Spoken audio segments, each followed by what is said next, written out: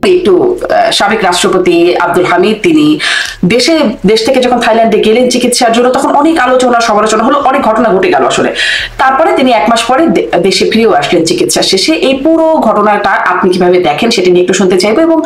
এবং সাথে সাথে এটিও যে তিনি ফেরার পরে স্বরাষ্ট্র উপদেষ্টাকে প্রশ্ন করা হয়েছিল যে তাকে গ্রেপ্তার করা হচ্ছে না কেন, তিনি উত্তর দিলেন যে ফৌজদারি মামলার তদন্তে দোষ বা অপরাধ প্রমাণিত না হওয়া পর্যন্ত কাউকে গ্রেপ্তার করা হবে না। এই জন্য একটু এই ব্যাখ্যার প্রেক্ষিতে প্রশ্ন করতে চাই। সম্প্রতি অভিনেত্রী, ধরুন নুসরাত ফারিয়া থেকে শুরু করে অভিনেতা অভিনেত্রী যাদের গ্রেপ্তার করা হয়েছে, সাংবাদিক যাদের গ্রেপ্তার করা হয়েছে, বা সেলিনা হায়াত আইভির মতো রাজনীতিবিদ যাদের গ্রেপ্তার করা হয়েছে, তাদেরকে আসলে সব দোষ প্রমাণিত হয়েছে বলেই আমরা মনে করবো। তাহলে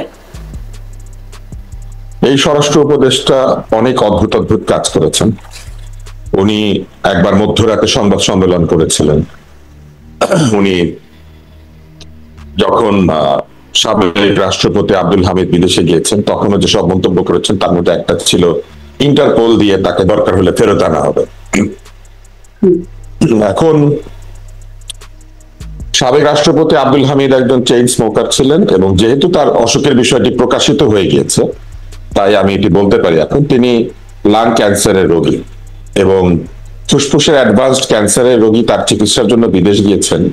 এই বিষয়টি নিয়ে তার সঙ্গে যে ধরনের অবমাননা করা আচরণ করা হয়েছে, যে ধরনের বক্তব্য রাখা হয়েছে, এটা একজন প্রাক্তন রাষ্ট্রপতি, 5 বারের এমপি এবং সংসদের স্পিকার, বাংলাদেশের সবচেয়ে গুরুত্বপূর্ণ 2টি পদে তিনি ছিলেন, স্পিকার এবং রাষ্ট্রপতি। তো মোট 3টি গুরুত্বপূর্ণ পদ, তার মধ্যে 2টিতেই তিনি ছিলেন। এরকম একজন লোক যার বয়স 80-র বেশি, এরকম একজন লোক বিদেশে গিয়েছেন চিকিৎসা করতে, তার বিষয়ে যে ধরনের আলাপ করা হয়েছে, যে ধরনের বক্তব্য রাখা হয়েছে, যেভাবে এক ধরনের ধারণা তৈরি করা হয়েছে যে তিনি পালিয়ে গেছেন, তিনি আর ফিরবেন না, তিনি দেশত্যাগ করেছেন, আমি মনে করি যে এটি অত্যন্ত অবমাননাকর এবং এটি এক ধরনের নিচতা, মিননেস। কিন্তু আসলে তো অনেকে গেছেন, যারা গেছেন তারা তো ফিরছেন না, আওয়ামী লীগের যারা সিনিয়র নেতারা, তো সেটা মনে করা, তাদের ফেরা না ফেরার সাথে তো তার যাওয়াটা তো না, তাদের যাওয়া না যাওয়া আর ওনার যাওয়া না যাওয়ার মধ্যে তফাৎ আছে। উনি যখন গিয়েছেন, উনি চিকিৎসার্থে যাচ্ছেন, চিকিৎসার কাগজপত্র দিয়েই গিয়েছেন, এবং তার চিকিৎসার কাগজপত্র আইন শৃঙ্খলা রক্ষাকারী বাহিনীর কাছেও ছিল, এবং তাকে যারা যেতে দিয়েছেন তারা জানতেন যে তার চিকিৎসার জন্য তিনি যাচ্ছেন এবং রোগটি কি সেটাও তারা জানতেন। ফলে আমি মনে করি না যে অন্যদের চলে যাওয়া আর তার চলে যাওয়া একই রকম। অন্যরা চলে গিয়েছে 5ই আগস্টের আশেপাশে, অন্যরা চলে গিয়েছে 626 জনের লিস্টের মধ্যে লুকিয়ে থেকে। উনি 626 জনের লিস্টেও ছিলেন না, উনি লুকিয়েও থাকেন নাই, উনি পালিয়েও যান। উনি পালাতে চাইলে তো আগেই পালাতে পারেন। ফলে আমি মনে করি তার সঙ্গে যে আচরণটি করা হয়েছে এটি অবমাননাকর, এবং এই ধরনের অবমাননার সংস্কৃতি চালু করা হলে ভবিষ্যতেও রাষ্ট্রপতিরা এবং ভবিষ্যতেও যারা এই ধরনের সম্মানজনক পদে থাকবেন তারাও একই ধরনের অবমাননাকর পরিস্থিতির মধ্যে দিয়ে হয়তো যাবে। এবং এই বিষয়গুলি হচ্ছে একটি গণতান্ত্রিক রাষ্ট্র তৈরি করার ক্ষেত্রে বাধা। যারা সংস্কারের কথা বলছেন, যারা বলছেন আমাদের রাজনৈতিক সংস্কৃতি বদলাতে হবে, তারা যখন এই ধরনের আচরণ করেন তখন তাদের সংস্কারের উদ্দেশ্য এবং সংস্কারের প্রতি তাদের যে সততা, সংস্কারের প্রতি তাদের কমিটমেন্ট, এগুলি নিয়ে প্রশ্ন করার সুযোগ ওঠে, এবং সেটাই হয়েছে। যারা বলছেন যে তারা রাজনৈতিক সংস্কৃতি বদলাবেন, তারা দেশের গণতান্ত্রিক সংস্কৃতি নিয়ে আসবেন, তারা সংস্কারের মাধ্যমে বাংলাদেশের কোলনলচে বদলে দিবেন, তারা বিগত স্বৈরাচারী শাসকদের মতোই আচরণ করছেন এবং একই ধরনের মন্তব্য করছেন, যেটা তিনি এখনো করেছেন। আর নুসরাত ফারিয়াকে শুধু গ্রেপ্তার করা হয় নাই, এরকম আরো অনেককে গ্রেপ্তার করা হয়েছে যাদের বিরুদ্ধে অপরাধ প্রমাণিত হয় নাই, কেবল অভিযোগের ভিত্তিতে। ফলে এই কাণ্ডগুলিও আসলে এইসব যুক্তিতর্ক দিয়ে ডিফেন্ড করা যাবে না। আমার মনে হয় সংস্কারের একটা প্রথম বিষয় হতে পারে, আমাদের মন্ত্রীরা, উপদেষ্টারা তো কখনো নিজের ভুল স্বীকার করেন না। এই স্বরাষ্ট্র উপদেষ্টার উচিত তিনি যে আবোল তাবোল কথা বলেছেন এটার জন্য নিজের ভুল স্বীকার করা এবং এক ধরনের সরি বলা, এক ধরনের মার্জনা ভিক্ষা করা। আচ্ছা, এই যে আপনি বলছেন এই কথাগুলোকে আবোল তাবোল কথা, এই তাকে তিনি যখন দেশ ছাড়েন, আব্দুল হামিদ যখন দেশ ছিলেন, তারপরে যেই হট্টগোল শুরু হয়ে গেল, তার প্রেক্ষিতে একটা তদন্ত কমিটি গঠিত হয়েছিল 3 জন উপদেষ্টাকে নিয়ে। তদন্ত কমিটি তারা এখনো 1 মাসও তারা প্রতিবেদন দেন নাই। তদন্ত কমিটিতে ছিল যে তিনি প্রতিবেদন দিবেন, জি, তাদের পক্ষে তো প্রতিবেদন দেওয়া সম্ভব না, কিন্তু কারণ আসলে তারা তো তদন্ত জানতেন কমিটির তারা কেন কাজটা কি, গেছেন। মানে কেমন করে গেলেন সেটা তো মোটামুটি জানাই, গণমাধ্যমে প্রতিবেদনও আসছে, ভিআইপি প্রটোকলে প্রধান এই সবই বিমানবন্দর তারা- চলে গেলেন, এসবির ক্লিয়ারেন্স, এগুলো তো না, আমরা না, পড়ছি। এই সবই তারা করেন এক ধরনের রাজনৈতিক উদ্দেশ্য থেকে, এবং এক ধরনের ফেক, এক ধরনের এক ধরনের ধোঁয়াশা তৈরি করার জন্য তদন্ত কমিটি করে দিয়েছে। আপনার কি মনে আছে সচিবালয়ে আগুন ধরেছিল, তদন্ত কমিটি হয়েছিল, শেষ পর্যন্ত কি হয়েছে, কে আগুন ধরিয়েছিল, কি ধরা পড়েছে? এখনো পর্যন্ত যতগুলি তদন্ত কমিটি হয়েছে তাদের রিপোর্টে কি ধরা পড়েছে, কে ধরা পড়েছে, কোন নতুন তথ্য আবিষ্কৃত হয়েছে? এবং এই যে একটা তদন্ত কমিটি তারা গঠন করে দিলেন, যে তদন্ত কমিটি রিপোর্ট দেন নাই, তারা কি করে রিপোর্ট দিবেন? তারা তো জানেনি তার অসুখ হয়েছে, কি অসুখ হয়েছে, কেন গিয়েছেন, কোন হাসপাতালে ভর্তি আছেন, সবই তো তারা জানেন। জি, তাহলে এই যে মানে তাকে ঘিরে যে একটা ক্ষোভ তখন আমরা দেখলাম, এবং সেই ক্ষোভের একটা বহিঃপ্রকাশ হলো, আন্দোলন হয়ে উঠলো, একটা দাবি চলে আসলো, আওয়ামী লীগ নিষিদ্ধ হয়ে গেল। এখন তো আব্দুল হামিদ আবার সুবোধ বালকের মতো ফিরেও আসলেন। এই এই বিষয়গুলি জি, এখন করাই তাহলে কি, হয়েছে মানে সেই রাজনৈতিক ক্ষোভটার উদ্দেশ্যে। অবস্থা এখন তাহলে কি হবে? না, ক্ষোভের কিছু নাই, তারা তাদের যে উদ্দেশ্য ছিল এই বিষয়টিকে তারা তাদের মতো করে কাজে লাগিয়েছে, এবং এই কাজগুলি তো আগের সরকারগুলি করতো, এই কাজগুলি করতো। এই ধরনের এক ঘটনাকে আরেক ঘটনায় টেনে নিয়ে গিয়ে সেটা দিয়ে ক্ষোভ তৈরি করে, সেটা দিয়ে লোকজনকে দিয়ে চাপ সৃষ্টি করিয়ে দাবি আদায় করানো, নিজের দাবিকে অন্যের মুখে তুলে দিয়ে নিজের ইচ্ছাকে আরেকজনকে দিয়ে চাইয়ে তারপর সে অনুমতি দিয়ে দেওয়া। এনসিপি যে সরকারের দল, এনসিপির যে মূল মাস্টার মাইন্ড এই সরকারের ভেতরেই আছে, এটা তো পরিচিত, মানে এটা তো পরিষ্কার। জি, আপনি আমি এটাও একটু জানতে চাই, এই সম্প্রতি আবার দেখলাম যে শেখ কবির, শেখ হাসিনার চাচা, তিনিও সিঙ্গাপুরে গেছেন, বিমানবন্দর দিয়ে গেছেন। তার নামেও বেশ কিছু অভিযোগ আগেও ছিল, মানে তার অর্থনৈতিক বিষয় নিয়ে তার নামে কিছু বেশ অভিযোগ আছে, তিনিও চলে গেলেন দেশ ছেড়ে। এটিকে আপনি কিভাবে দেখবেন, বলবেন? কে দেশ থেকে যাবে আর যাবে না এটা তো নির্ধারিত হবে আইন দিয়ে। যদি কারো দেশ এতদিন কি আইন দিয়ে নির্ধারিত হলো? না, এটা প্রশ্ন না, আমি উত্তরটা দেই। উত্তরটা হচ্ছে কে যাবে এবং যাবে না এটা আইন দিয়ে নির্ধারিত হবে, এবং প্রত্যেক নাগরিকের অধিকার আছে তার প্রয়োজনে বিদেশে যাওয়ার এবং বিদেশ থেকে ফিরে আসা, এবং তিনি বিদেশে যাবেন এবং কবে ফিরবেন এটা তার ইচ্ছা। তার যদি ভিসা থাকে 3 মাসের বা 6 মাসের, সেই ভিসার মেয়াদের পুরোটাই তিনি বিদেশে কাটাতে পারেন, এখানে আপনি তাকে বাধা দিতে পারেন। ফলে যারা গিয়েছেন তারা ইমিগ্রেশন ক্রস করে গিয়েছেন, যারা এয়ারপোর্ট দিয়ে যাচ্ছেন, এবং তাদেরকে ইমিগ্রেশন পুলিশ ছেড়ে দিয়েছে, এবং তারা গিয়েছেন এবং তারা কতদিন পর্যন্ত বিদেশে থাকতে পারবেন এটা তো তার ভিসার মেয়াদের মধ্যে লেখা আছে। আপনি নিশ্চয়ই জানেন যে ভিসার প্রসেস এবং পাসপোর্টের প্রসেস এখন অটোমেটেড। সরকার চাইলে ভিসাটা এখনই চাইলে দেখতে পারবেন যে শেখ কবির সাহেবের সিঙ্গাপুরের ভিসা কতদিনের। প্রবলেম হচ্ছে যে শেখ কবির সাহেব চলে গিয়েছেন এইটা নিয়ে যে শোর তৈরি করা হচ্ছে, একটা এক ধরনের হট্টগোল, এইটা আসলে কোনো প্রয়োজন নাই। যার অনুমতি আছে তিনি যাবেন, যার অনুমতি নাই তিনি যাবেন না, এটা তো সহজ হিসাব। শেখ হলেই যেতে পারবেন না, এটা শেখ তো না হলে স্বাভাবিক যেতে কথা বলছেন পারবেন। আপনি, যৌক্তিক কথা বলছেন, এটা হবার কথা, কিন্তু এটি কি হয়ে আসছে? আমাদের এক এক যাত্রায় এটা হয়ে আসছে কিনা আমি একই জানি যাত্রায় না। এক এক রকম ফল হচ্ছে। না, না, এটা হয়ে আসছে কিনা আমরা জানি না, কারণ এটা কতজনের বেলায় হচ্ছে আর কতজনের বেলায় হচ্ছে না, এটা তো কোনো ডেটা অ্যাভেলেবল না। ফলে কতজন যেতে পারছে না কতজন যেতে পারছেন না এটা বলতে পারবেন একমাত্র সরকারই। এবং কেউ গেলেই যে সেই খবরটা বের হয়ে পত্রিকায় এসে নাড়াচাড়া শুরু হয়, এই ব্যাপারটাও খুব রহস্যজনক। ওইখানে যদি আপনারা বসেই আছেন উনি চলে যাওয়ার সময়, তাহলে যেতে দিলেন কেন? আর চলেই যদি গিয়েছে তাহলে আবার এটা নিয়ে কথা বলছেন কেন যে উনি চলে গিয়েছে? উনি কেন গিয়েছেন সেটা বলতে হবে, উনি কি কারণে ভিসা নিয়ে সিঙ্গাপুর গিয়েছেন এবং উনি কবে ফিরবেন, তার ভিসার মেয়াদ কতদিনের।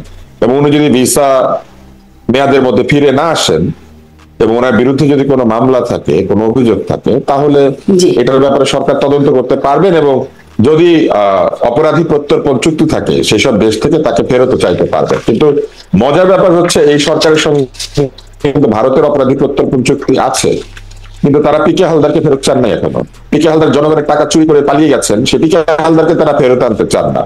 তাদের লোকেরা প্রশ্ন করে সালাউদ্দিন সাহেব কোথায় লুকিয়েছিলেন, পিকে হালদার কোথায় আছে, তাকে ফেরত আনেন না কেন? সে তো জনগণের টাকা চুরি করেছে। আপনারা না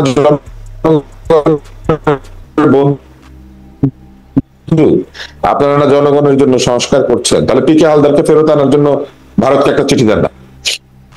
জি, শোনা যাচ্ছে? আমি একটু এবারে একটু আসি ডক্টর ইউনূসের নির্বাচন প্রসঙ্গে। তিনি কথা বলছেন, বহুদিনের প্রত্যাশিত বক্তব্য হয়তো এসেছে যে এপ্রিলে নির্বাচন। গণমাধ্যমে অনেকেই বিশ্লেষণ করছেন এরকম যে এপ্রিল ফুল বানাতে চান কিনা ডক্টর ইউনূস। আপনার বিশ্লেষণ জানতে চাই যে এপ্রিলে কেন, এই ব্যাখ্যাটা কি? বিএনপি বলছে এই ব্যাখ্যাটা বিএনপি পায় না, এই ব্যাখ্যাটা কি কোনোভাবে আপনারা পাচ্ছেন? যে এপ্রিলে নির্বাচন কেন আমি আপনাকে একটু বলি। এপ্রিলে নির্বাচন এই জন্য যে ডিসেম্বর হচ্ছে বাংলাদেশের বাঙালি জাতির ইতিহাসের একটি গুরুত্বপূর্ণ মাস। ডিসেম্বর মাসে 14ই ডিসেম্বর, 16ই ডিসেম্বর আছে, এবং ফেব্রুয়ারি মাসে আছে। ফলে এই যত স্বাভাবিক, এটা মানুষের মনে আছে, এই মাসগুলিতে এটি আরো প্রবল হয়ে দেখা দেয়। মার্চ মাসও বাঙালি জাতির জীবন অত্যন্ত গুরুত্বপূর্ণ একটি মাস। এখানে 7ই মার্চ, 25শে মার্চ, 26শে মার্চ আছে। ফলে বাঙালি জাতির সংগ্রামের শুরু মার্চ মাসে। ফলে ডিসেম্বর, ফেব্রুয়ারি এবং মার্চে তারা ইলেকশন করছেন না, তারা এপ্রিল মাসে ইলেকশন করছেন, যাতে এই মুক্তিযুদ্ধের আবেগ, মুক্তিযুদ্ধের চেতনা, মুক্তিযুদ্ধের স্মৃতি সারা মাসে এমনিতেই কিন্তু মানুষ মনে করে এই মাসগুলিতে। ফলে তারা ইলেকশনে এই মুক্তিযুদ্ধের প্রভাবকে খর্ব করার জন্য এপ্রিল মাসে নিয়ে গিয়েছেন নির্বাচনটা। এবং একই সঙ্গে আসিফ নজরুল এটাও বলেছেন যে জানুয়ারি মাসের পরে এপ্রিলে তারা নিয়ে গিয়েছেন যাতে আরো বেশি পরিমাণে তরুণরা ভোট দিতে পারে। ফলে এই সরকার এটা ম্যানিপুলেট করার জন্য করেছেন, তার আরো বেশি সংখ্যক তরুণদেরকে ভোট দেওয়ার সুযোগ করে দিচ্ছেন। কারণ আপনার নিশ্চয়ই মনে আছে সরকার প্রধান একটা বক্তৃতায় বলেছিলেন যে ভোটের বয়স 17 বছর করে দেন। তো ভোটের বয়স 17 বছর না করে যারা 17 ছিল তাদের 18 হওয়া পর্যন্ত অপেক্ষা করে তারপরে ভোটটা তারা দিয়েছেন এপ্রিল মাসে। আসিফ নজরুল স্ট্যাটাস এটা বলেছেন যে তরুণদের আরো বিস্তৃত অংশগ্রহণ, তরুণরা আরো বেশি ভোট দিবে, সেই জন্য তারা নিয়ে গিয়েছেন। তরুণরা যদি ভোটটা মানে এই বছরই খারাপ কিছু নাই, না না খারাপ কিছু নাই, কিন্তু আপনি যদি ইচ্ছাকৃত ভাবে এই ভোটটাকে পিছিয়ে একটা জায়গায় নিয়ে যান শুধুমাত্র তরুণদের জন্যই, তাহলে তো নিশ্চয়ই এটা প্রমাণিত যে আপনি ভোটকে প্রভাবিত করার চেষ্টা করছেন, আপনি নতুন ভোটার নিয়ে আসার চেষ্টা করছেন। সেই চেষ্টা আপনি করবেন কেন? যেদিন ভোট প্রয়োজন সেদিন ভোট দিবেন। যদি জুন মাসে নির্বাচন হতো তাহলে তরুণরা ভোট দিত। যদি যদি যদি এই নির্বাচনের সময় অর্থাৎ অন্তর্বর্তী সরকার আসার 90 দিনের মধ্যে সংবিধানের নিয়ম অনুযায়ী নির্বাচন হতো, তখন কারা ভোট দিত? তারা তো ইচ্ছাকৃত ভাবে ক্ষমতায় থেকে সংস্কারের কথা বলে তারপরে এপ্রিল মাসে এটা নিয়ে গেছেন। এপ্রিল মাসে এটা নেওয়ার কারণ যাই থাকুক না কেন, এপ্রিল মাস কিন্তু ভোটের জন্য খুব একটা ভালো মাস না। কারণ এপ্রিল মাসে আগে রমজান আছে, এবং রমজান মাসে মানুষজন অনেক বেশি মাত্রায় তাদের ধর্মকর্মে জড়িত থাকেন, এবং ওই সময় নির্বাচনের প্রচারণা, ওই সময় নির্বাচনী ডামাডোল, তাই না? ওই সময় একদিকে তারাবির নামাজ পড়া হবে, আরেকদিকে মাইক বাজবে। ব্যাপারটা কি এরকম? রমজানের পবিত্রতা ক্ষুণ্ণ করার সমস্ত ব্যবস্থা তারা নিয়েছে। জি, আপনি বলছেন এপ্রিল নির্বাচনের জন্য ভালো সময় না, মানে নির্বাচনের সময় নিয়ে আমরা দেখেছিলাম তারেক রহমানকে খুব শক্ত ভাষায় বলতে যে ডিসেম্বরেই নির্বাচন হবেই, মানে তিনি সেরকম ভাবে বলছেন। বিএনপির এই অবস্থান ছিল, এখন বিএনপি একটা প্রতিক্রিয়া দেখাচ্ছে। আপনার কি মনে হয় বিএনপির এই প্রতিক্রিয়াটা খুব, মানে তারা কি আসলে এই অবস্থায় যে ডিসেম্বরেই হতেই হবে, এপ্রিলে হলে মানবে না, এটা কি আসলে তাদের অবস্থা? এটা যারা বিএনপি করেন তারা ভালো বলতে পারবেন, কিন্তু বিএনপি এই চাপটা দিয়েছে, বিএনপির চাপটা দেওয়ার পেছনে যথেষ্ট যুক্তি আছে। বিএনপি কিন্তু এটা বলে নাই তরুণদের ভোট করা যাবে না, বরং বিএনপি কিন্তু এটা বলেছে যদি 1 জানুয়ারির পরে ভোট নিয়ে যেতেই হয় তাহলে কেন 7ই জানুয়ারি না, 8ই জানুয়ারি না, 15ই জানুয়ারি না, কেন এপ্রিল মাস, কেন রমজানের পরে, তাই না? তাহলে এই জিনিসটা তো আসলে বিএনপি বলতেই পারে, এবং সেটা বলাটাই স্বাভাবিক। আমাদের জন্য বেশি ভোটার টার্ন আউটের টাইম হচ্ছে শীতকাল। অনেক ভোট দিতে লোকে আসে শীতে, কারণ শীতে বৃষ্টি থাকে না, শীতে আবহাওয়াটা অনুকূল থাকে, শীতে এক ধরনের আরামদায়ক পরিস্থিতিতে মানুষ ভোটের লাইনে দাঁড়ায়, ভোটের লাইনে দাঁড়িয়ে ক্লান্ত হয়ে যাওয়ার পরিমাণ কম থাকে। ফলে ভোটার টার্ন আউটের জন্য শীতকাল একটা ভালো সময়। ফলে শীতে যদি ভোট হয় সেটা বিএনপি চাইতে পারে, এবং সেটা চাওয়া কোনো অন্যায় না। এবং গত নির্বাচনগুলি সবই কিন্তু শীতকালে হয়েছে। জি, আপনি যে বলছিলেন আসলে ডিসেম্বরের মাহাত্ম্য, ফেব্রুয়ারি মার্চের একটা বিশেষ মাহাত্ম্যপূর্ণ মাস, আমাদের স্বাধীনতা মুক্তিযুদ্ধের সাথে এগুলোর একটা সম্পৃক্ততা আছে, এই মাসগুলোর বিশেষ মাহাত্ম্যপূর্ণ মাস। আমরা দেখেছিলাম জামায়াতে ইসলামের আমির তিনি বলেছিলেন সবশেষ যে কোনোভাবেই এপ্রিলের পরে যাওয়া উচিত হবে না নির্বাচনটা, মানে তার কথা কি বিশেষ প্রাধান্য দেওয়া হলো কি এখানে নির্বাচনের? জানি না, এটা ওনারা ভালো বলতে পারবেন। জামাত ইসলামের আমিরের কথা তারা শুনবেন নাকি এখন লন্ডনে গিয়ে তারেক রহমানের কথা তারা শুনবেন? এটা তো এই ইন্টারিম গভর্নমেন্টের বিষয়। কিন্তু ইন্টারিম গভর্নমেন্ট যে নানান ভাবে ইলেকশন নিয়ে ধানাই পানাই করেছেন সেটা তো পরিষ্কার। ইলেকশন বিষয়ে তাদের ধানাই পানাই তো প্রমাণিত। তাই না? শেষ পর্যন্ত বাধ্য হয়ে তারা এপ্রিলে ডেট দিয়েছেন, বলেই যাচ্ছিলেন তারা জুনের 30 তারিখের মধ্যে ভোট হবে, এটা তারা বলে যাচ্ছিলেন, তারা তারিখ দিচ্ছিলেন না। এবং যখন তারিখ দিয়েছেন, সেটা কাকতালীয় ভাবে হোক অথবা ইচ্ছাকৃত ভাবে হোক, সেটা জামাতের আমিরের দাবির সঙ্গে মিলে গিয়েছে। এখন ইন্টারিম এটার উত্তর দিবে যে তারা কি জামাতের কথা শুনে এটা করেছেন নাকি তারা বিএনপির কথা শুনবেন। আমি মনে করি যে এই ইন্টারিম সরকারের নির্বাচন বিষয়ে তাদের যে আগ্রহ, সেটা প্রমাণিত হয় নাই, এবং তাদের বিভিন্ন উপদেষ্টাদের কথাবার্তায় ক্ষমতায় থেকে যাওয়ার আগ্রহ বেশিভাবে প্রবল হয়েছে। তাদের এক উপদেষ্টা বলেছেন জনগণ নাকি তাদেরকে গাড়ির কাছ নামালে এসে বলে আপনারা থাকেন। তারপরে তাদের প্রেস সচিব ভিডিও করেছেন যে ইউনূস সাহেবকে সবাই বলছে স্যার আপনি 5 বছর থেকে যান। স্যার আপনি 5 বছর থেকে যান বললে উনি থাকবেন, কিসের ভিত্তিতে থাকবেন? ভোট নিতে হবে না? অনির্বাচিত সরকার 5 বছর ধরে থাকবে কেন? কি মানে কেউ কি ফেরেশতা নাকি যে ওনারা এখানে দেশ বদলাতে পারেন? বাংলাদেশে আর কোনো লোক নাই দেশ চালানোর মতো? এটা তো সেই শেখ হাসিনার থিওরি, বিকল্প নাই বিকল্প নাই। ওনারাও শেখ হাসিনার মতো বলেন ইউনূসের বিকল্প নাই। তো এই বিকল্প নাই থিওরির মধ্যে কি বাংলাদেশ আটকে থাকবে নাকি? কিসের বিকল্প নাই? যখন আন্দোলন করেছেন তখন বলেছেন আমরাই বিকল্প, আমরাই সবার বিকল্প, আমরা একজনের বিকল্প আরেকজন। এমনকি ইউনূস সাহেব যখন বিদেশে গিয়েছেন উনি বলেছেন যে এই আন্দোলনে লিডার ছিল না, সবাই লিডার ছিল, একজন চলে গেলে আরেকজন লিডার। আর এখন তারা বলছেন বিকল্প নাই বিকল্প নাই, মানে কি? তাহলে ওনাদের কথাবার্তার মধ্যে ইলেকশন বিষয়ক ধানাই পানে আছে, এবং এইটা ওনারা নিজেরাই প্রকাশ করে ফেলেছেন। এটা ঢাকার মতো কোনো উপায় নাই। আর ওনাদের যে প্রেস সচিব, বাংলাদেশের ইতিহাসের সবচেয়ে আমি বলবো বিতর্কিত প্রেস সচিবে পরিণত হচ্ছেন। ইদানিং উনি মদ্যপান নিয়ে স্ট্যাটাস দিচ্ছেন যে উনি মদ খান না, কিন্তু ওনার লোকজন মদ খেলে উনি বসে বসে দেখেন। এতে করে উনি প্রমাণ করে দিলেন যে ওই বারের মধ্যে ওনার সাথে যদি কারো ছবি পাওয়া যায়, উনি খাচ্ছিলেন না, অন্যরা খাচ্ছিলেন। পাশাপাশি এইটাও যে লোকটা লিক করেছে সেই বা বারের মধ্যে কি করছিল, একটা ছবি লিক হয়েছে, এটা কার ছবি আমরা জানি না, কিন্তু যারই ছবি হয়ে থাকুক বারের মধ্যে থেকে ছবি লিক করছে, যে করছে সে বারের মধ্যে কি করে। তার মানে একটি মদ্যপায়ী সমিতি তৈরি হয়েছে, এবং সেই মদ্যপায়ী সমিতি মদ খেলে একজন বসে বসে দেখেন, তিনি খান না। আচ্ছা, একটু আসি, আপনি বলছিলেন যে তারেক রহমান এর সাথে সাক্ষাতের প্রসঙ্গ, ডক্টর ইউনূসের সাক্ষাৎ কি আসলে হবে? অনেক একটা সম্ভাবনার কথা শোনা যাচ্ছে। আর সাক্ষাৎ হলে সেখানে আসলে কি বিষয় নিয়ে কথা হবে? আবারও কি সেই নির্বাচন, মানে কি হতে পারে? সাক্ষাৎ আসলে কে চেয়েছে, কার আগ্রহে সাক্ষাৎটা হচ্ছে? আমার ধারণা যে চিফ অ্যাডভাইজারের আগ্রহী সাক্ষাৎটা হচ্ছে, কারণ চিফ অ্যাডভাইজার না চাইলে তো তার সঙ্গে কারো সাক্ষাৎ হওয়ার কথা না।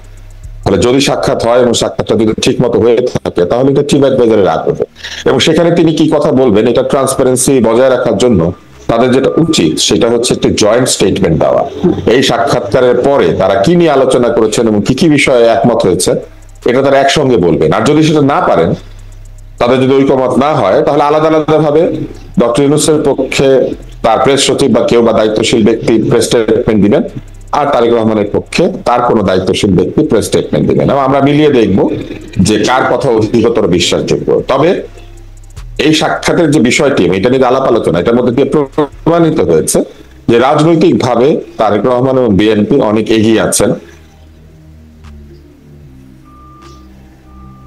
এবং তাদের সঙ্গে সাক্ষাৎ করতে হয়েছে এমন একজন লোককে যার সাক্ষাৎ পেতে বিএনপিকে অপেক্ষা করতে হয়েছে। এনসিপি সকালে গেলে বিকালে গেলে রাতে গেলেও সাক্ষাৎ পেয়েছে, কিন্তু বিএনপিকে অপেক্ষা করতে হয়েছে। সেই একই চিফ অ্যাডভাইজার সাক্ষাৎ করছেন তারেক রহমানের সঙ্গে, তার মানে এটা তারেক রহমানের একটা বিজয় দিন। জি, এখন ওখানে কি বক্তব্য বা কি কথাবার্তা হয় সেটা একটা দেখার বিষয় হয়ে দাঁড়াবে। একটু এটাও জানতে চাই যে টিউলিপ সিদ্দিক, সেখানকার এমপি, সাবেক মন্ত্রী, তিনিও সাক্ষাৎ প্রত্যাশা করছেন, এবং তিনি একটা চিঠি পাঠিয়েছেন যেখানে তিনি বলছেন যে ভুল বোঝাবুঝির অবসান তিনি ঘটাতে চান, তার বিরুদ্ধে যে দুর্নীতির অভিযোগগুলো করা হচ্ছে সে প্রসঙ্গে। এবং তিনি এটিও অভিযোগ করছেন যে তার আইনজীবীরা দুদকের সাথে, বাংলাদেশের দুদকের সাথে কথা বলবার যা যোগাযোগের চেষ্টা করছেন, দুদক তাদের সাথে কথা বলবার মানে অস্বীকার করছে কথা বলতে। এখন এই ডক্টর ইউনূসের সফরে, যুক্তরাজ্য সফরে, কি সেই টিউলিপের সাথে সাক্ষাৎ হবার পরিস্থিতি দেখেন বর্তমান বাস্তবতায়? আমার ধারণা ডক্টর ইউনূস এই সাক্ষাৎটি করবেন না। এই জন্য করবেন না যে সাক্ষাতের পরে এই সাক্ষাতের যে ফলাফল সেটি এক ধরনের বিপক্ষে চলে যেতে পারে ডক্টর ইউনূস সাহেবের। এবার টিউলিপ সম্পর্কে একটু বলি। টিউলিপের অনেক স্ববিরোধী বক্তব্য আছে। যেমন টিউলিপ বিভিন্ন সময় বলেছেন যে তিনি ব্রিটিশ সিটিজেন এবং বাংলাদেশের রাজনীতি নিয়ে তার কোনো আগ্রহ নাই। তিনি তার নির্বাচনের সময়টা বলেছেন। একবার গুম খুন নিয়ে তাকে প্রশ্ন করা হয়েছিল, সেখানেও তিনি বলেছিলেন, মনে করিয়ে দিয়েছিলেন যে ব্রিটিশ এমপি। উনি বারবার বলেছিলেন, আমার মনে আছে, ভিডিও আছে সেটা। এবং এখনো যে তিনি চিঠিটা দিয়েছেন দিয়েছেন উনি কিন্তু ব্রিটিশ এমপি হিসেবে দিয়েছেন। কেননা টিউলিপের রাজনীতিতে এই দুর্নীতির অভিযোগ, বাড়ি সংক্রান্ত অভিযোগ, নানান ধরনের যে হ্যারাসমেন্ট, সেটা টিউলিপের আসল রাজনীতি যেটা তিনি ওইখানে করেন, লেবার পার্টির রাজনীতি, তার উপরে প্রভাব ফেলছে। টিউলিপ নিশ্চয়ই যদি বাংলাদেশের কিছু হতে চাইতেন তাহলে এইখানে এসে রাজনীতি করতেন। তিনি ওইখানে রাজনীতি করছেন মানে তিনি ব্রিটেনেরই কিছু হতে চান, ব্রিটেনের এমপি, ব্রিটেনের মন্ত্রী, ভবিষ্যতে ঋষি সুনাকের মতো যদি প্রধানমন্ত্রী হয়ে যান, সম্ভব, ব্রিটেনে সবকিছুই সম্ভব। ফলে আমার ধারণা যে টিউলিপ এই ব্রিটিশ এমপি হিসেবে চিঠিটা দিয়েছেন তার নিজের রাজনীতির প্রয়োজনে। এখন সেই রাজনীতির প্রয়োজনটা কি? টিউলিপ দুর্নীতির অভিযোগ থেকে নিজেকে মুক্ত দেখতে চান এবং তিনি এই দুর্নীতির অভিযোগ থেকে মুক্তি পাওয়ার জন্য এক ধরনের আলোচনায় যেতে চেয়েছেন। তিনি শেখ হাসিনার বোনের মেয়ে হওয়ার অপরাধে যাতে তাকে কোনো ধরনের হ্যারাস করা না হয়, আমার ধারণা এই জন্যই তিনি চিঠিটা দিয়েছেন। চিঠিটা দিয়ে উনি একটা রাজনৈতিক খেলা করেছেন। এখন যদি ইউনূস সাহেব দেখা না করেন তাহলে উনি বলতে পারবেন যে আমি সাক্ষাৎ করতে চেয়েছি, করেন নাই। আর যদি সাক্ষাৎ করেন তাহলে উনি যুক্তিতর্ক প্রমাণ তুলে ধরতে পারেন হয়তো, এবং সেটা তুলে ধরলে যদি সেই যুক্তিতর্কের সামনে কোনো কারণে এই সরকারের যুক্তিগুলি দুর্বল হয়ে যায় তাহলেও কিন্তু একটি সমস্যা। ফলে দুই ধরনের সমস্যা মুখোমুখি হয়েছেন প্রধান উপদেষ্টা। ফলে এইটা থেকে মুক্তি পাওয়ার একটাই উপায়, প্রধান উপদেষ্টা তিনি তার সময়ের অজুহাত দিবেন, বলবেন যে আমার পূর্ব নির্ধারিত সফরসূচির সাথে এই মিটিং এর কোনো সম্পর্ক নাই বলে আমি সময় দিলাম না। আমার ধারণা এটাই তিনি করবেন। আর যদি দেখা করেন তাহলে আমি বলবো এটা চিঠি পান কি পান না এটা তো ফেসবুকে চলে এসেছে। প্রেস সচিব তো সারাদিন তার সবকিছু ফেসবুকে দেয়, প্রেস সচিবের সবকিছু আমরা ফেসবুকে পাই। ফলে ফেসবুকে যে চিঠিটা পেয়ে গিয়েছেন। অন্য সময় উনি বিভিন্ন সময় তার নিজের ছবি ফেসবুকে পোস্ট করে ডাস্টবিন আন্দোলন, মদ্যপায়ী আন্দোলন, কাশেম ভাইয়ের মদ খাওয়ার গল্প, এইগুলা তিনি বলতে পারবেন। আর শুধু এই চিঠিটার বেলায় উনি চিঠি পান নাই বলবেন, বলতে পারেন, এটা প্রেস সচিবের ব্যাপার। চিঠি যদি না পেয়ে থাকেন খুবই ভালো কথা, কিন্তু পরে যদি আবার প্রমাণিত হয় চিঠি পেয়েছেন, সেটাও তো একটা বিপদ হবে। তাহলে আমি মনে করি যে এটাই হবে তাদের উত্তর। তারা বলবেন তারা পূর্ব নির্ধারিত সময়সূচির কারণে তারা এবার দেখা করতে পারেন না, এই ভবিষ্যতে সুবিধাজনক সময়ে এই দেখা হবে, এইভাবে বলে তারা এড়িয়ে যাবেন বলে আমার ধারণা। জি, আর টিউলিপের অবস্থান আপনি বলছিলেন যে তিনি অনেক স্ববিরোধী বক্তব্য দিয়েছেন, একটু তার অবস্থানও শুনতে চাই। এবং একটু প্রশ্নটা করি যে তার সাথে তার বক্তব্যের বা তার চিঠির ভাষার কারণে তার আমি যদি বলি আওয়ামী লীগের অবস্থান বা তার খালার অবস্থান, সেটাও একটু যদি মূল্যায়ন আপনার কাছ থেকে জানতে চাই। তিনি বলছেন ঐতিহাসিক অবদান ডক্টর ইউনূসের, তাকে অনুপ্রাণিত করেছে, তিনি তার সফরকে সাফল্যমণ্ডিত হোক সেই প্রত্যাশার কথা বলছেন তার চিঠিতে। অন্যদিকে ওখানে যুক্তরাজ্য আওয়ামী লীগ সেখানে কালো পতাকা মিছিল করছে, আর লেবার পার্টির এমপি হিসেবে এটা দিয়েছেন। হ্যাঁ, উনি তো লেবার পার্টির এমপি হিসেবে এটা দিয়েছেন, তো সেই জন্যই তো উনি ওনার কথাই লিখবেন। উনি তো ব্রিটিশ হিসেবে চিঠিটা দিয়েছেন, উনি তো শেখ হাসিনা বোনের মেয়ে হিসেবে দেন নাই। এইটাই হচ্ছে তার স্ববিরোধিতা। যখন দরকার পড়ে তখন উনি বোনের মেয়ে, আর যখন দরকার পড়ে না তখন উনি ব্রিটিশ এমপি। এটা হচ্ছে তাদের অসুবিধা। এই ধরনের স্ববিরোধী কাণ্ড কারখানার কারণেই কিন্তু পরিবারটি এইভাবে বিতর্কিত হলো। আচ্ছা, কিন্তু এটা আওয়ামী লীগের জন্য আসলে কেমন, যেখানে তিনি আসলে অনুপ্রাণিত হচ্ছেন ডক্টর ইউনূসের কর্মকাণ্ডে, আর আওয়ামী লীগ শেখ হাসিনা তো তাকে সবসময় সুদখোর, জঙ্গি, খুনি ইত্যাদি বলেই যাচ্ছেন, তাদের অবস্থানটা আসলে কি? আওয়ামী লীগের অবস্থা কেমন এটা আওয়ামী লীগেরা বলতে পারবেন। আওয়ামী লীগেরা পালিয়ে আছেন কেন? এত বড় দল, তাদের কোটি কোটি সমর্থক, কোটি কোটি ভোটার, তারা কেন পলাতক? এই প্রশ্নের উত্তর আওয়ামী লীগকে আগে দিতে হবে। কিসের ভয় পালিয়েছেন, তাই না? কেন পালিয়ে গেলেন? নিশ্চয়ই কোন একটা ভয় আছে। ভালো কথা, জীবন নাশের আশঙ্কা, সেটা আমি বুঝলাম যে বৃহৎ নেত্রী বা বৃহৎ নেতা যিনি, তার আওয়ামী লীগের ছোট ছোট নেতা, থানা পর্যায়ে, অন্যান্য পর্যায়ের যারা নেতা, যারা বহু আগে আওয়ামী লীগের নেতা ছিলেন, তারাও তো পালিয়েছেন। কেন পালিয়েছেন?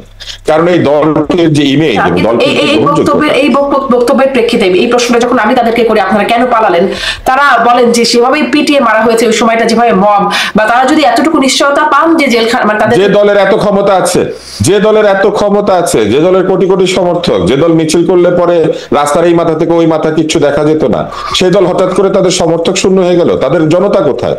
মব কোথা থেকে আসবে যদি জনতা তাদেরকে প্রোটেক্ট করে? তাদের না জনপ্রিয়তা আছে, তাদের না এলাকাতে তারা ভোট পেয়ে এমপি হয়েছেন, তাদের সেই ভোটার গুলা কোথায়?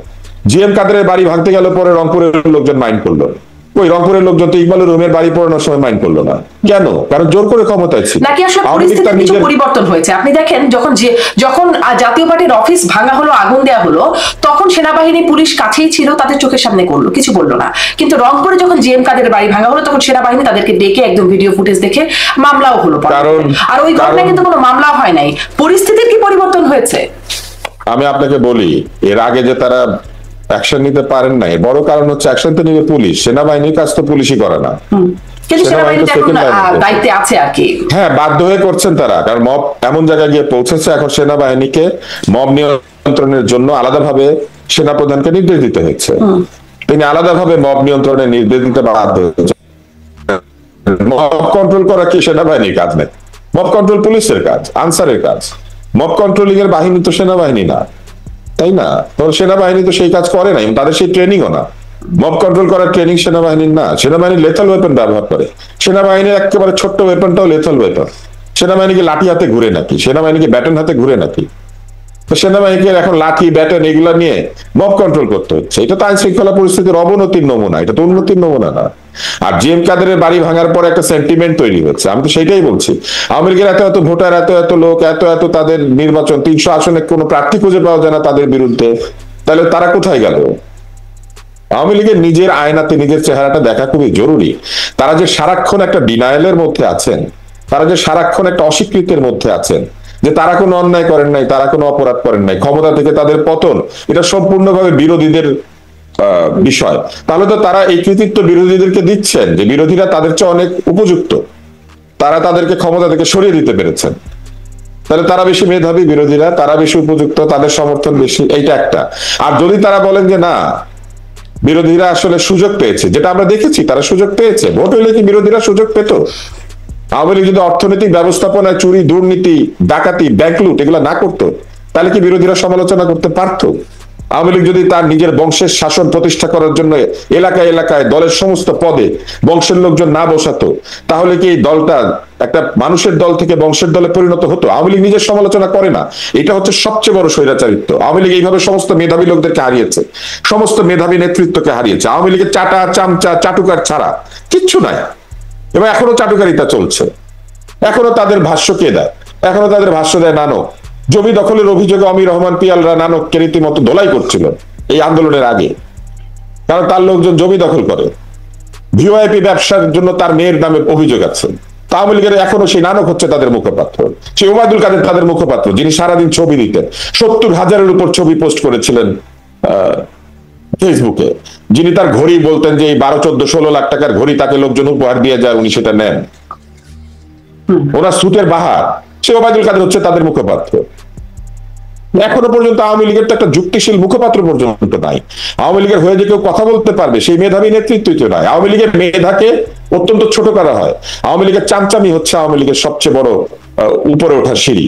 যত বেশি আপনি চামচা, যত বেশি আপনি হজরত ডাকতে পারবেন, যত বেশি জিন্দাপীর ডাকতে পারবেন, যত বেশি পদ্মা সেতুর পিলারের থেকে আপনি গায়েবী আওয়াজ শুনতে পাবেন, তত আপনি এমপি হতে পারবেন। আপনি সংসদে গিয়ে নাচবেন, গান করবেন, তাইলে আপনি এমপি হতে পারবেন। আওয়ামী লীগ তো ওই জায়গাতে আওয়ামী লীগ নিয়ে গেছে। আওয়ামী লীগের গর্ত নিজে খুঁড়ে সেই গর্তের মধ্যে পড়েছে। এখন আওয়ামী লীগ অন্যের ঘাড়ে দোষ দেয়, তাদের লজ্জা পাওয়া উচিত। এবং আজকে যে টিউলিপের চিঠি, এটাই তো আওয়ামী লীগের জন্য একটা মরার উপরে খাড়ার ঘা, একটা চটকনা। ইউনূসের প্রতি এক ধরনের প্রশংসা, এটা কি করেছেন কেন? ব্রিটিশ এমপি উনি, এই জন্য ব্রিটিশ এমপি হিসেবে উনি ইউনূসের নিন্দা করতে পারবেন না। ওনাদের loyalty to the British people, British voters. নিন্দা না করুক, প্রশংসাটা তো পুরোপুরি সাংঘর্ষিক হয়ে গেল। না, the loyalty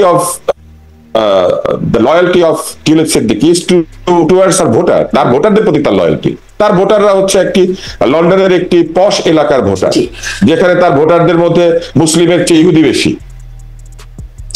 সেক্ষেত্রে বোঝা যাচ্ছে যে টিউলিপ সিদ্দিকের সাথে, মানে এই বিশ্লেষণটা এখানে সামারি করি, যে টিউলিপ সিদ্দিকের সাথে দেখা হয়তো হচ্ছে না ডক্টর মোহাম্মদ ইউনূসের।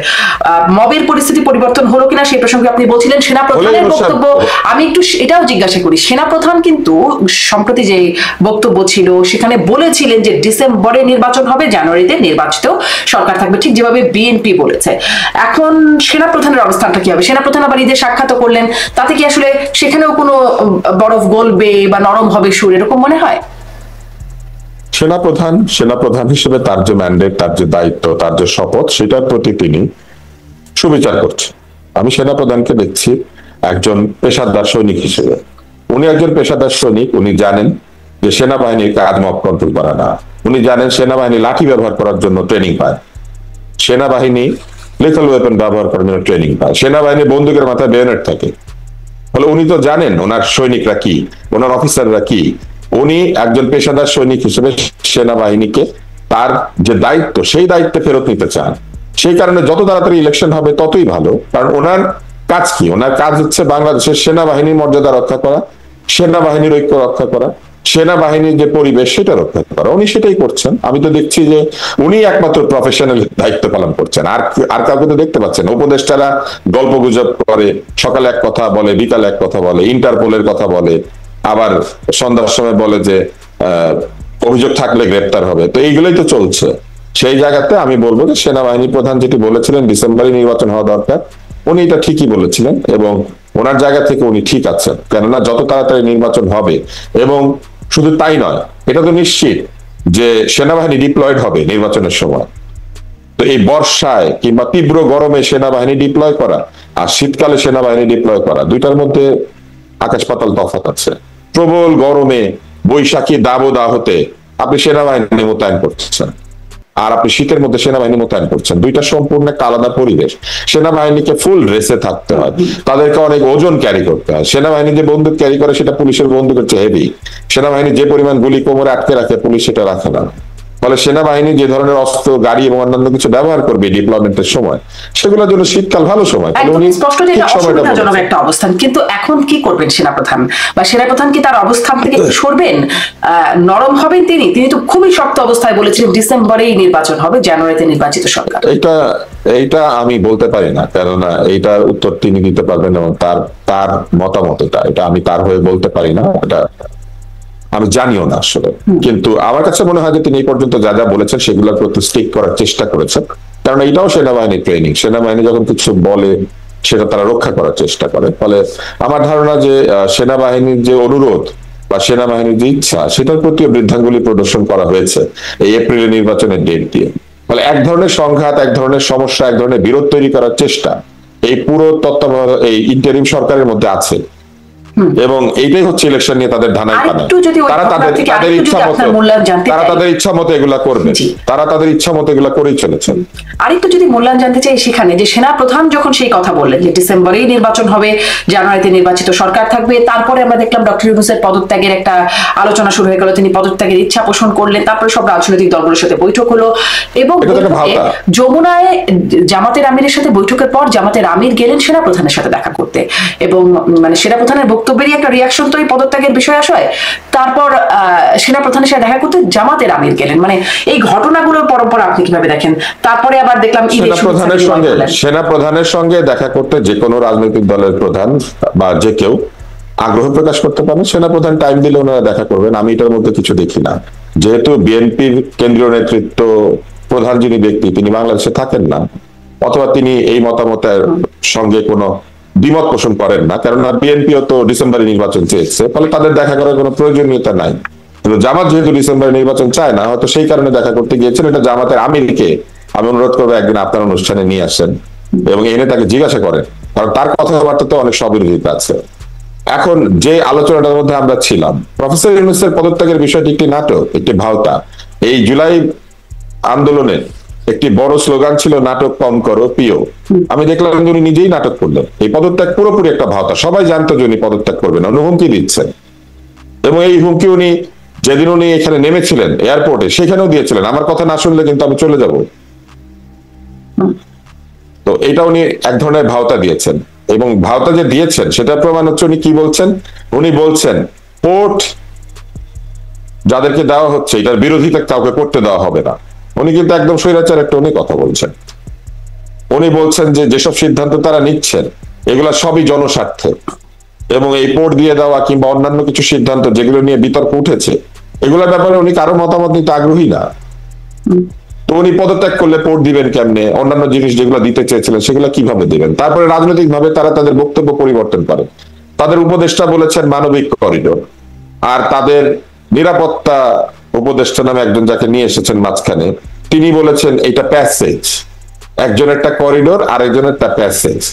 আর আরেকজন বলেছেন না, এই ধরনের কোনো দিয়ে দেওয়ার কোনো সিদ্ধান্তই হয় না। এগুলো যারা বলে তারা ঠিক কথা বলে না, নিজেদের কথাবার্তার সঙ্গে নিজেদের কথাবার্তার কোনো মিল না। একজন বলে করিডোর, একজন বলে প্যাসেজ, আরেকজন বলে যে না এরকম কোনো চিন্তাই হয় না, এরকম কোনো সিদ্ধান্তই হয় না। এগুলো চিলে কান নিয়ে গেছে।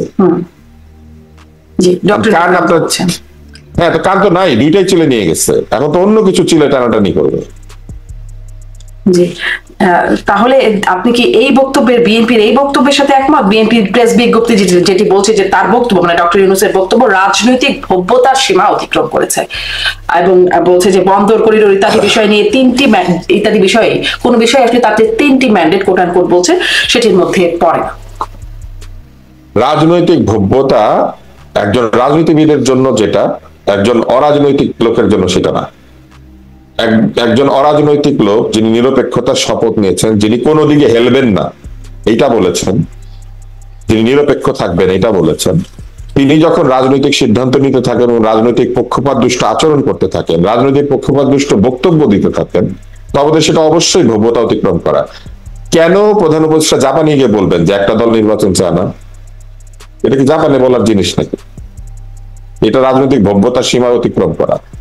এটা উনি এখানে বলবেন যদি ওনার বলার ইচ্ছাই থাকে। আর একটা দল যে চায় না এই কথাটা তো সঠিক না, এটা তো পরে প্রমাণিত হচ্ছে 52টা দল নির্বাচন চায়, এবং একটা দল শুধু নির্বাচন চায় ব্যাপারটা তো সেরকম না। উনি বলেছেন যে একটা দলই নির্বাচন চায়, বাকিরা চায় না। একটা দলের ডিসেম্বরে নির্বাচন চায়, তো এটা তো ঠিক না। এই কথাটা তো রাজনৈতিক ভব্যতার সীমা অতিক্রম করা। কারা কারা নির্বাচন চেয়েছে, কখন চেয়েছে সেটা তো লিস্ট আছে। তো উনি জাপানে গিয়ে কথা বলতে গেলেন কেন? উনি বিদেশে গেলে অন্যরকম কথাবার্তা বলেন। উনি বিদেশে একবার গিয়ে বলেছেন মেটিকুলাস ডিজাইন, আরেকবার বলেছেন এখানে কোনো লিডার ছিল না, আবার বলেছেন এখানে অনেক লিডার ছিল, অনেক প্ল্যান্ড ছিল। এটা একবার বলেছেন এটা আনপ্ল্যান্ড ছিল, আবার বলেছেন প্ল্যান্ড ছিল, একবার বলেন মেটিকুলাস ডিজাইন। ওনার সঙ্গে ওনার পাশে পাহারা দেয় পিটার হাস। পিটার হাস ওনার এপিএস এর মতো দাঁড়িয়ে দাঁড়িয়ে ওনার সেলফি তোলে, এবং কে ওনার সাথে সেলফি তুলবে আর তুলবে না এটা নির্ধারণ করে, ভিডিও আছে। ওনার সঙ্গে থাকবে আমাদের বাংলাদেশি কর্মকর্তারা, বাংলাদেশের সরকারি কর্মকর্তা। পিটার হাসের কাজ কি? ওনার ডান দিকে বাম দিকে মনে হইলো পিটার হাসি ওনার এপিএস। পিটার হাস তো এখন রাষ্ট্রদূত না, পিটার হাস হচ্ছেন একটা এনার্জি কোম্পানির সিইও, তেল গ্যাস বিক্রি করে আর কিনে। তাহলে কি করেন আসলে পিটার হাস? মানে আপনি যে প্রশ্নটা করছেন সেটা তো ইউনূস সাহেবের বলতে হবে। পিটার হাস ওনার পাশে দাঁড়িয়ে দাঁড়িয়ে সেলফি তুলতে দিচ্ছিলেন লোকজনকে, ওনার পাশে দাঁড়িয়ে ছিলেন অনেকটা লম্বা সময়। কেন? পিটার হাসের কাজ কি ওনার সাথে? পিটার হাস তো মানে আগে থেকে কারো খুব প্রিয়, কারো কাছে খুব ভগবানের মতো ছিল, আবার কারো কাছে খুবই অপ্রিয়। দেখেন, আমরা হচ্ছে শারমিন, আমরা হচ্ছে সাধারণ জনগণ, আমরা নাগরিক। আমাদের কোনো কিছু দেখলে প্রশ্ন জাগে। আমাদের কোনো রাজনৈতিক উদ্দেশ্য নাই, বিশেষ করে আপনি যদি আমাকে জিজ্ঞেস করেন, আমার কোনো রাজনৈতিক উদ্দেশ্য নাই, আমি কোনো রাজনৈতিক দলের সাথে যুক্ত না। তো আমার এই প্রশ্নটা জাগে, আমি তো দেখতে চাই না আমার প্রধান উপদেষ্টাকে পাশে পিটার হাস দাঁড়িয়ে আছে। আমি তো দেখতে চাই আমার প্রধান উপদেষ্টার পাশে যতই দুর্বল হোক শফিক দাঁড়িয়ে আছে। একসময় বিতর্ক করতো ছেলেটা, তো আমি দেখতে চাই যে শফিক দাঁড়িয়ে আছে। যাই হোক, শফিক দাঁড়িয়ে থাকবে, পিটার হাস কি করে? জি, এটা একটা প্রশ্ন যে পিটার হাস কেন তার ডানে বামে দাঁড়িয়ে থাকেন। ডক্টর ইউনূসের আপনি কয়েকটা বক্তব্য নিয়ে বলে ফেলেছেন, আমি প্রশ্ন করতে চাইছিলাম বন্দর নিয়ে তার যে বক্তব্য, দুঃখিত, বা করিডোর, চ্যানেল, প্যাসেজ, যে নানান রকম নামে রাখা হচ্ছে তার সেটি নিয়েও তার যে বক্তব্য। তিনি আর একটা বিষয় নিয়ে একটু আলোচনায় আসে। তিনি বলছিলেন যে এটি তিনি আগেও বলেছেন যে ভয়াবহ অর্থনৈতিক পরিস্থিতি, ভয়ঙ্করভাবে যুদ্ধ বিধ্বস্ত দেশেরও অর্থনীতির পরিস্থিতি এত খারাপ থাকে না বলে তিনি মন্তব্য করছেন। যেখানে আমরা সেই আগস্টেই অর্থ উপদেষ্টা তাকে বলতে শুনেছি অর্থনীতির অবস্থা অত খারাপ না, ধীর হয়েছে। আমরা বাংলাদেশ ব্যাংকের গভর্নরকেও এরকমটাই বলতে পারি, খুব যে ভয়াবহ অবস্থা সেই বিষয়ে ইঙ্গিত দেন নাই। তাহলে কি এটি সাংঘর্ষিক বক্তব্য? কোনটি আসলে বাস্তবতা? এটা যে সাংঘর্ষিক বক্তব্য সেটা তাদের আচরণে প্রমাণিত হচ্ছে। একটা অর্থনীতি এত ভঙ্গুর অবস্থায় আছে যে টাকা ছাপানোর টাকা পাচ্ছে, এবং সেই টাকার এত জঘন্য ডিজাইন। আপনি মাথা বাদ দিবেন, ঠিক আছে, বঙ্গবন্ধুর ছবি বাদ দিবেন, ঠিক আছে, কোনো অসুবিধা নেই, টাকা বদলাতেই পারে, কিন্তু যেটা ডিজাইন করেছেন এটা কোনো ডিজাইনের জাত? দেখলে মনে হয় এটা ক্লাস 1-2 ছেলে পেলে ডিজাইন করেছে। একটা টাকার কাগজের কোয়ালিটি পর্যন্ত খারাপ বলে লোকজন অভিযোগ করছে। তো যাদের টাকা নাই তারা টাকা ছাপানোর টাকা পাচ্ছে, এটা তো বোঝাই যায় যে কথাবার্তার মধ্যে অনেক অমিল আছে। অর্থ উপদেষ্টা তার নিজের প্রতীক দেখানোর জন্য বলতে চেয়েছেন যে তেমন কোনো অসুবিধা নাই। বাংলাদেশ ব্যাংকের গভর্নর তার অবস্থা বোঝানোর জন্য বলেছেন তেমন কোনো অসুবিধা নাই। অসুবিধা আছে বললে তো ব্যাংক রান হয়ে যাবে, লোকজন ব্যাংক থেকে টাকা তুলে নিতে শুরু করে দেবে। ফলে তারা যেটা বলেছেন ওইটাই ঠিক। আর উনি খালি বলেন যে ভঙ্গুর অবস্থা আছে, ভঙ্গুর অবস্থা আছে। এত ভঙ্গুর অর্থনীতিতে ওনার প্রতিষ্ঠানগুলোর কর উনি মাফ করে দেয় কেন? কর তো জনগণের কাছে যাইতো। ওনার প্রতিষ্ঠানগুলো যদি কর দিত, ওনার প্রতিষ্ঠান যে কর দেয় সেটা কি বাপের টাকার থেকে দেয়? সেটা তো লোকজন ঋণ পরিশোধ করে, জনগণেরই টাকা, সেই টাকার উপরে কর দিতে ওনার খারাপ লাগে? গ্রামীণ ব্যাংক কি ইনকাম করে কার টাকার থেকে? জনগণের টাকার থেকে। লোন দেয়, লোন জনগণ সুদে আসলে পরিশোধ করে। সেই সুদে আসলে পরিশোধের যে প্রফিট, সেই প্রফিট থেকে কর দিবে, উনি দিতে চায় না। তো এত ভঙ্গুর অর্থনীতিতে ওনার প্রতিষ্ঠানগুলি কর দিবে না, আর জাতির উপরে উনি করের বোঝা চাপাই দিবে। ওনার কাজকর্মে তো স্ববিরোধিতা আছে, এবং এটার সমালোচনা করবে লোকজন। কেউ দেবতা না, কেউ দেবতা না, আমি না, আপনি না, উনিও না। জি। এবং ওনার কাজে কর্মের যে স্ববিরোধিতা, ওনার যে কনফ্লিক্ট অফ ইন্টারেস্ট, ওনার যে সেলফ কন্ট্রাডিক্টরি স্পিচেস, সেগুলো তো এখন একটার পর একটা উনি দিয়েছেন, এবং সেখানে উনি পরিষ্কার এই কাজগুলি করেছেন। আপনি আমাকে বলেন, গ্রামীণ ব্যাংকের গ্রামীণ ফোনের যে প্রফিট হয়, বা অন্যান্য জায়গাতে যে প্রতিষ্ঠানগুলি প্রফিট করে, প্রফিট তো জনগণের কাছ থেকেই করে, এবং কর হচ্ছে সেই জনগণকে কিছু টাকা ফেরত দেওয়ার। উনি সুচার মেটেরিয়ালের উপর কর বসিয়ে দিয়েছেন, অর্থাৎ যে খাতনা হলে যে সেলাই করতে হয়, সেই সেলাই করার সুইয়ের সুতার উপরে উনি কর দিয়েছেন। কিন্তু উনি দেশীয় উৎপাদনে যে লিফট তৈরি হয়, সেই লিফটের উপর উনি কর বসিয়ে দিয়েছেন। কেন? আদালতে গেলে লিফট চলতো না, সেই জন্য বিদেশি লিফটগুলি যাতে চালু থাকে। দেশি লিফটের উপরে কর বসবে, বিদেশি লিফটের উপরে সেটা বাড়বে না। কেন উনি দেশি লিফটের উপর ওনার সরকার কর বসিয়েছেন? দেশীয় লিফট শিল্প একেবারেই তরুণ শিল্প। দেশীয় লিফটের শিল্প সেরকম উন্নত হয় নাই। দেশীয় লিফট এখনো কিন্তু ইঞ্জিন আনে বিদেশ থেকে, মোটর আনে বিদেশ থেকে, শুধু বগিটা বানায়, মানে লিফটের কেবিনটা বানায়। সেই লিফট শিল্পের উপর উনি কর বসিয়ে দিয়েছে, আর বিদেশি লিফটের উপরে কিন্তু ওনার সমস্যা নাই। উনি খাতনা করার যে সুতা, সেই সুতার উপরে কর বসিয়ে দিয়েছে, তাই না? বাংলাদেশে আর কিছু না হোক, মুসলিম বাচ্চার খাতনা লাগবে এবং খাতনার খরচ বাড়বেই। সুয়ের দাম বাড়লে, সুতার দাম বাড়লে খাতনার খরচ বাড়বে না। আর ক্যাটগাট বাংলাদেশে তার চাহিদা অনুযায়ী উৎপাদিত হয় না, সিল্ক উৎপাদিত হয় না। যে দুইটা কোম্পানি বাংলাদেশে এই সুই সুতা উৎপাদন করে, তারা বাংলাদেশের পুরো চাহিদা মিটাইতে পারে না। তার মধ্যে একটা তো দোষর, এই জেএমআই তো দোষর। উনি দোষর কোম্পানির ট্যাক্স করেছে, ঠিক রেখেছে। আর বিদেশ থেকে যে সুতাগুলি আসে চাহিদা পূরণ করার জন্য, সেটার উপর উনি কর বসিয়ে দিয়েছে। কেন? উনি না স্বাস্থ্য ব্যবস্থার উন্নতি চায়? ওনার সরকার না বলেছে বাংলাদেশে স্বাস্থ্য নাই, স্বাস্থ্যের সংস্কার করবে? তাহলে তো সহজলভ্য করতে হবে। স্বাস্থ্যের যে কোনো উপকরণের উপরই ট্যাক্স থাকা উচিত না। স্বাস্থ্য উপকরণের উপর ট্যাক্স কেন থাকবে? চিকিৎসা উপকরণের উপর ট্যাক্স কেন থাকবে? মানুষ মৃত্যু পথে গেলে, অসুস্থ হলে চিকিৎসা নেয়, এবং চিকিৎসার মাধ্যমে সে তার প্রোডাক্টিভ লাইফে আবার ফেরত যায়। একজন রোগী যখন সুস্থ হয়, তার মানে হচ্ছে সে আবার উৎপাদনে ফেরত যায়। তো এটা তো বিনিয়োগ। চিকিৎসা তো একটা বিনিয়োগ, চিকিৎসা তো ইনভেস্টমেন্ট, চিকিৎসা তো খরচ না। উনি চিকিৎসার উপরে কর বসাইতে রাজি আছে, উনি লিফটের উপর কর বসাইতে রাজি আছে।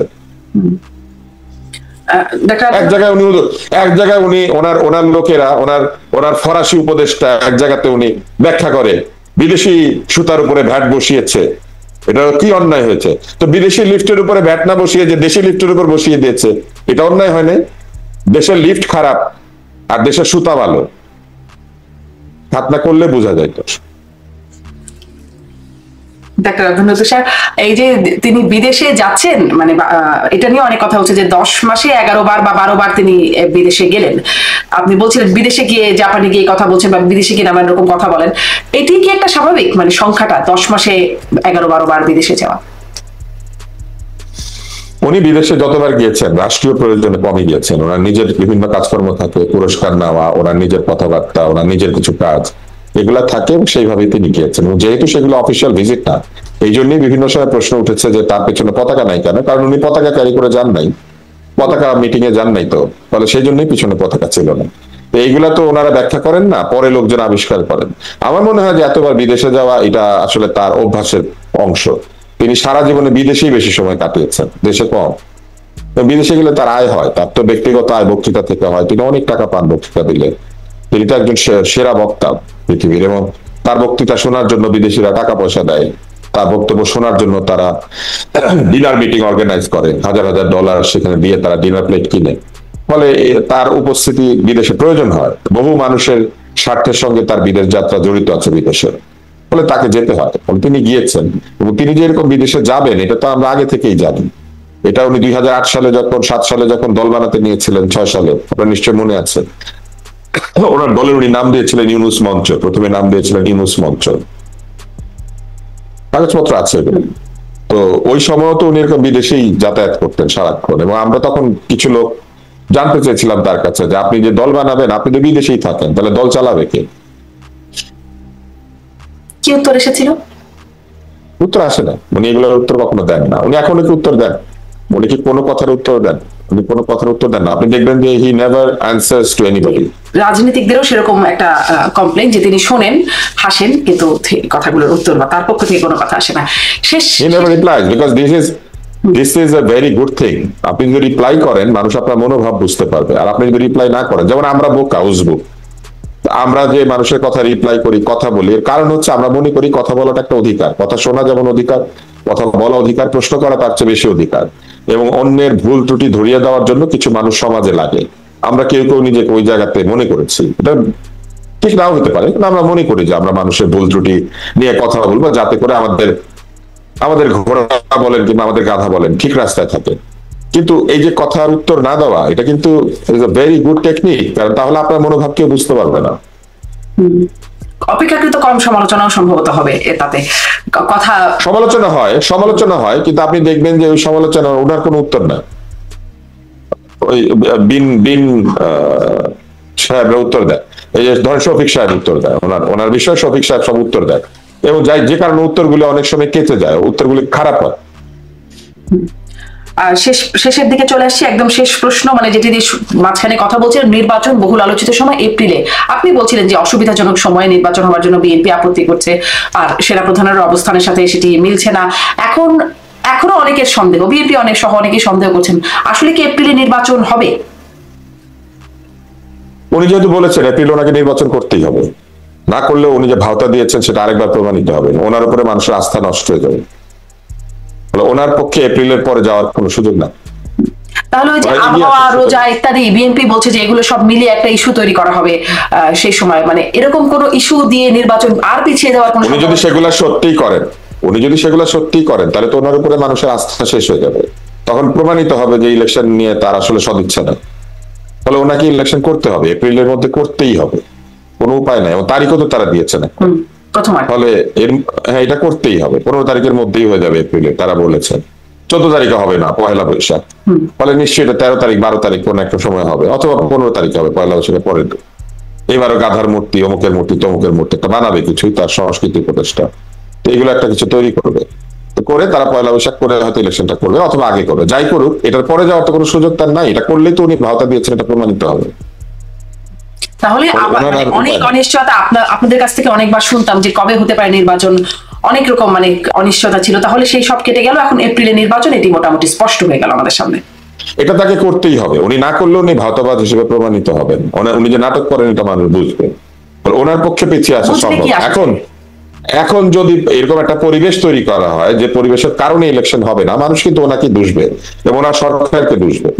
যে এই পরিস্থিতি না, দুষলে কি আসে যায়, সেটা তো জনগণ কি জিনিস বাংলাদেশের, এটা শেখ হাসিনা টের পেয়েছেন। 15 বছর বেশি সময় লাগলো তার সেটা টের পেতে। না, 15 বছর যে লাগবে এমন কোনো কথা নাই, এর সাথে 9 বছর লেগেছিল না। কার কয় বছর লাগবে এটা বলা মুশকিল, কিন্তু এটা তো ঠিক, এটা তো আমরা বুঝতে পারছি যে সেনাবাহিনী ডিসেম্বরে নির্বাচন চায়, তাহলে নিশ্চয়ই এপ্রিল মাসের পরে এটা চলে যেতে চাইলে নিশ্চয়ই সেনাবাহিনী সেটা চাইবে না, অন্যরাও চাইবে না, আমলারাও চায় আগে নির্বাচন হোক। কেননা সবাই একটা লেজিটিমেট গভর্নমেন্টের আন্ডারে সার্ভ করতে চায়। বাচ্চা কাচ্চা তাদের ধমকাধমকি শুনে, পড়ালেখা কইরা আসেন এইসব শুনে, তাই না, পরীক্ষা দেন অটো পাস, এই অটো পাসদের কথা কি দেশ চলবে? এইটাই কি আমাদের দেশের কথা ছিল? এটাই সংস্কার? তো এটা তো চলবে না। ফলে এটা উনি এপ্রিলে ইলেকশন না দিলে অত্যন্ত একটা, আমি বলবো যে বিব্রতকর পরিস্থিতি হতে পারে, এবং সেই বিব্রতকর পরিস্থিতির জন্য মানুষ তাকেই দোষ।